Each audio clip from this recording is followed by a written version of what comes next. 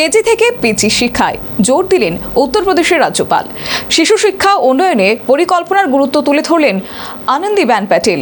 বিদ্যালয়ে ভর্তির সংখ্যা বাড়াতে গুজরাট মডেলের উদ্ধৃতি উত্তরপ্রদেশের উচ্চশিক্ষায় 50% ভর্তির লক্ষ্য 2030। উত্তরপ্রদেশের রাজ্যপাল আনন্দীবেন প্যাটেল শিক্ষা ব্যবস্থার সার্বিক সংস্কারের উপর জোর দিলেন।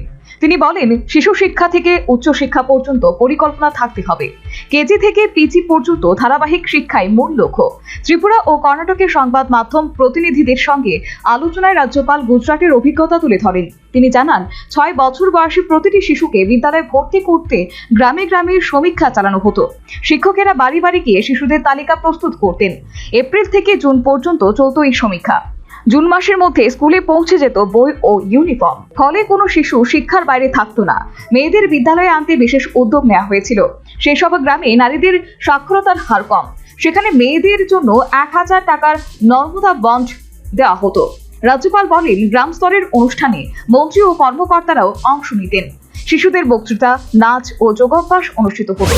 तो 2 तरीके से काम होता था उसी समय, और लगातार 40-45 दिन तक लगातार ये काम हम लोगों ने किया था। साथ में आंगनवाड़ी का काम, जरा प्रधानमंत्री जी ने मुझे कहा कि आप आंगनवाड़ी का काम करिए, क्योंकि गुजरात में बड़ा आंगनवाड़ी का काम किया था। अब आंगनवाड़ी उनको तो पता ही नहीं था आंगनवाड़ी है क्या।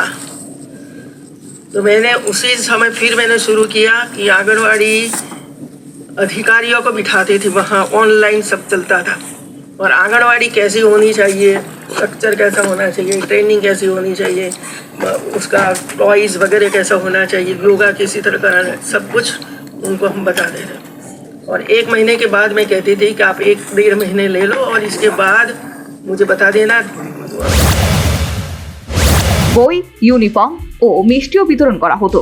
তিনি দাবি করেন, গুজরাটে ড্রপ আউটের হার এখন 8%-এরও নিচে। জাতীয় শিক্ষানীতি অনুযায়ী 2030 সালের মধ্যে উচ্চশিক্ষায় 50% ভর্তির লক্ষ্য নির্ধারণ করা হয়েছে। এজন্য দশম ও দ্বাদশ শ্রেণীতে পড়াশোনা ছেড়ে দেওয়ার প্রবণতা কমানো জরুরি বলেও তিনি উল্লেখ করেন।